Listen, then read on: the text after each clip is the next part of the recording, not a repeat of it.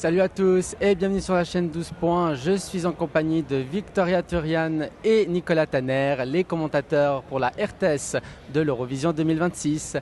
Hello. Hello. Comment Hello. allez-vous? Super bien. Eh ben parfait. Quelle semaine Quelle semaine. On n'arrête Oui, pas, c'est ça, oui, on oui. n'arrête pas. En Quelle réalité, semaine on n'a plus de intense. cerveau. Ah, je comprends, pareil. Alors, première question. On va revenir sur l'édition 2025 de l'Eurovision parce que c'était en Suisse.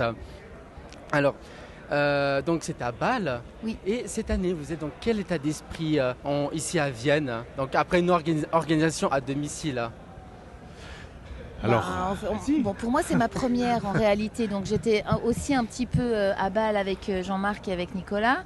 Et c'est vrai que cette année, je remplace Jean-Marc. Donc, c'était un gros truc quand même. Déjà, de ne plus être chez soi, d'arriver dans une grande ville comme Vienne, mais surtout de devoir prendre un petit peu tout sous contrôle, quoi. Voilà. Alors, il m'a laissé tout un tas d'infos précieuses. Donc, on est au taquet, en fait. On est très heureux d'être ici, en réalité.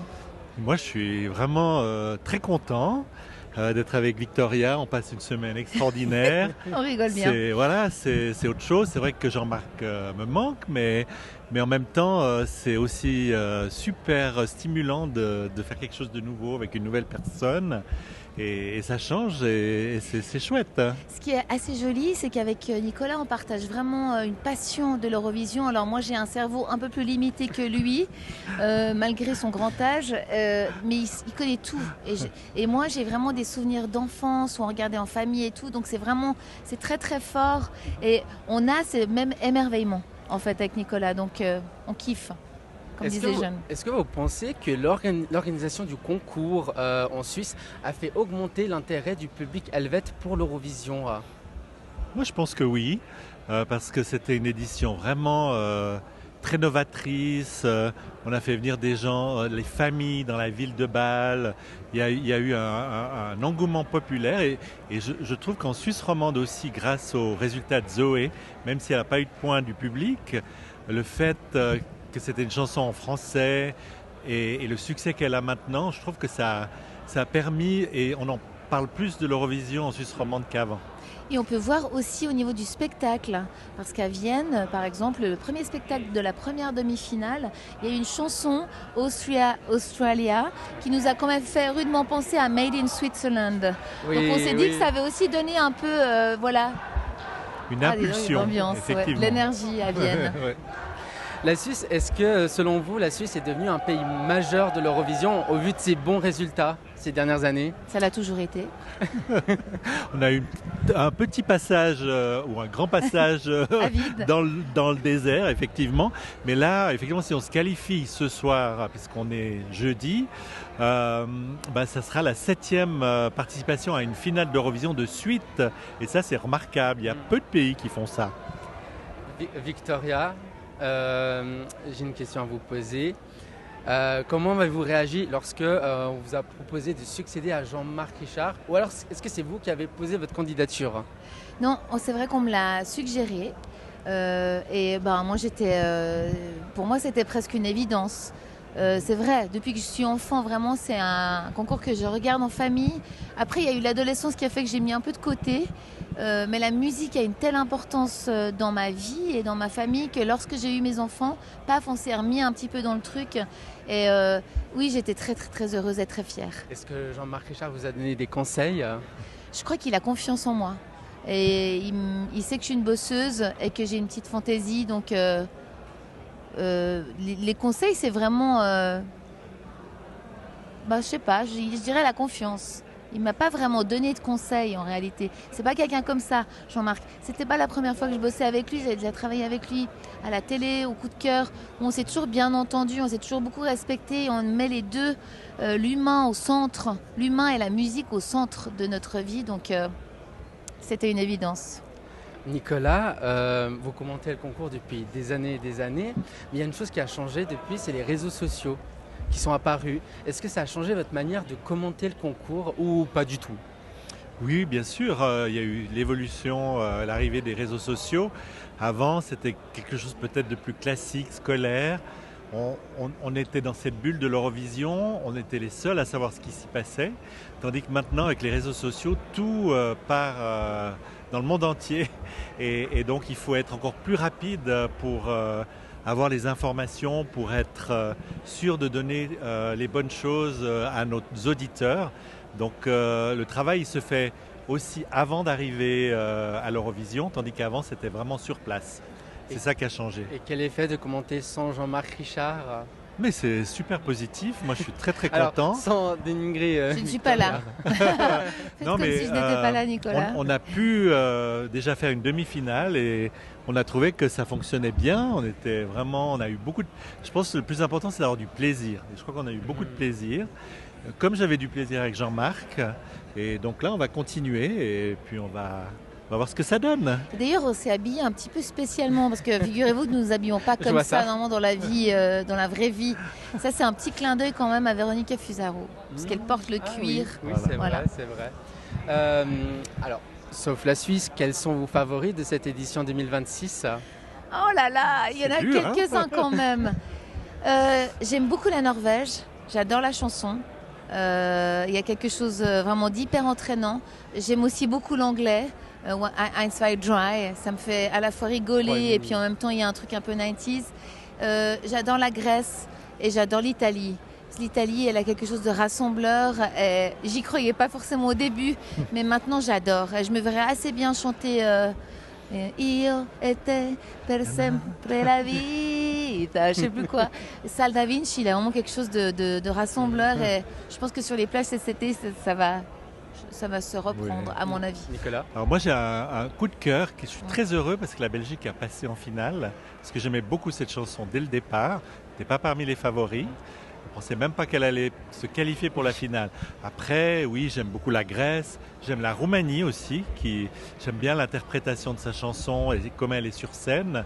Bon, je suis aussi très classique, je sais que Victoria n'aime pas trop la Finlande, mais moi j'aime beaucoup, comme beaucoup d'ailleurs. Donc, mais il y a pas mal de chansons qui me plaisent. J'aime aussi la ballade classique australienne, j'aime l'Italie aussi, que je trouvais... On dirait bien l'Italie l'année prochaine. Je trouve que ce serait Pourquoi pas victoire sympa.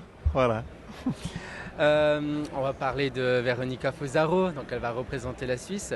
Quel est votre avis sur ce choix d'elle pour représenter la Suisse et évidemment sa chanson Alice? Qu'est-ce que vous en pensez? Je pense que c'est un excellent choix. Ça montre qu'il y a beaucoup d'artistes extrêmement talentueux en Suisse qui sont capables à la fois de chanter, d'être musiciens, d'être auteurs. C'est le cas de Véronica Fusaro que nous, moi je travaille beaucoup à la radio en fait, à la RTS, Option Musique. On la connaît depuis très longtemps. Elle parle en plus très très bien le français, l'allemand, l'italien. Moi j'aime bien aussi cette idée-là, c'est une très bonne représentante. Oui. Et puis aussi, non seulement elle a quelque chose de normal, j'ai envie de dire, je sais pas comment, elle a beaucoup de charisme, elle a beaucoup de présence. C'est une chanson aussi qui est très engagée pour les femmes et ça c'est aussi très très important. Et j'aime bien cette idée d'amener ça de manière subtile et fine, que ce soit dans les textes mais aussi en musique. Et c'est une sacrée guitariste, quoi. Elle rock, elle est extraordinaire. C'est vrai qu'on a eu l'occasion de la rencontrer. Oui. On a une petite interview avec elle et c'est vrai qu'elle est vraiment touchante. Et moi j'ai été impressionné par comme elle était à l'aise sur scène. Il y a aussi une mise en scène exceptionnelle qui a été mise en place grâce à Benke, qui est le même metteur en scène que Nemo. Donc j'ai toujours dit qu'il fallait élever cette chanson, il fallait l'expliquer, il fallait qu'on raconte une histoire sur scène et je pense que c'est réussi. Parce que oui, c'est un choix très très qualitatif, c'est un choix très risqué parce que c'est très radiophonique et des fois à l'Eurovision ça ne marche pas toujours. Donc on prend un risque, mais je pense que c'est ça que la Suisse veut montrer depuis quelques années avec Zoémé, avec Nemo. On a toujours on a montré qu'on avait des artistes extraordinaires et qui sont capables de se mettre à niveau des autres artistes européens, de venir sur une scène comme ça internationale, c'est juste extraordinaire. Et c'est une bête de scène, Véronica Fusaro. Elle a fait la première partie de Marc Knopfler quand même. C'est quand même pas rien, c'est vraiment une musicienne. C'est pas rien. Lors de la première écoute de cette chanson, qu'est-ce que vous avez ressenti? Alors, c'est intéressant. La première écoute, je reconnais, mais j'ai eu la même chose avec Voyage de Zoémé. euh, je me disais, ah tiens, c'est étonnant. Mais ça me fait souvent ça, en fait. Et puis, plus je l'écoutais, et plus je me disais, mais c'est une évidence, et c'est magnifique, et voilà. Mais au début, je trouvais que c'était... J'ai eu de la peine à rentrer. Moi, la même chose. Au début, cette chanson ne plaisait pas forcément, c'est vrai. C'est une chanson, pour moi, qu'on doit écouter plusieurs fois. Mais je connaissais déjà Véronica Fusaro parce que j'ai eu l'occasion et la joie de la voir sur scène lors de l'édition de Bâle où elle était déjà en compétition dans la finale suisse avec une autre chanson, Slot Machine. Et là, j'avais déjà remarqué qu'elle déchirait sur scène. Effectivement, donc je me suis dit, oui, la chanson, il faut voir. Mais après, je savais derrière ma tête qu'elle était capable de faire quelque chose de particulier. Et là, elle ne nous a pas déçus. Mais à l'Eurovision, on n'a droit qu'à un passage, donc une fois. Oui, c'est Elle vrai. va l'assurer. Mais elle C'est assure. 3 minutes, hein. C'est vrai que C'est 3 c'est minutes. une sacrée pression, c'est énorme. En plus, tous ces musiciens, Oui, puis tous ils ont ces eu artistes, des- ils sont jeunes quand même. Ouais. Moi, j'ai beaucoup d'admiration pour comment dire, ils sont dociles, franchement, ils assurent, ils s'écrasent pas. Je trouve que c'est quand même beaucoup de pression, beaucoup de répétitions, il y a beaucoup de sollicitations, mais Oui, puis Véronica, sur scène, tout se passe pas toujours comme on veut. bah non. Et les répétitions suisses ont été un petit peu laborieuses, c'est vrai. Il y a eu des petits soucis avec les accessoires. Oui. Il y a des choses qui ne sont pas passées. Mais elle a passé à travers tout ça. Et elle a l'air d'avoir Elle a un bon énormément mental. de confiance. Son vocal On est voit ça, vraiment on voit très ça. très bien. Donc voilà, moi je pense qu'elle a de bonnes chances, malgré les parieurs, de pouvoir passer.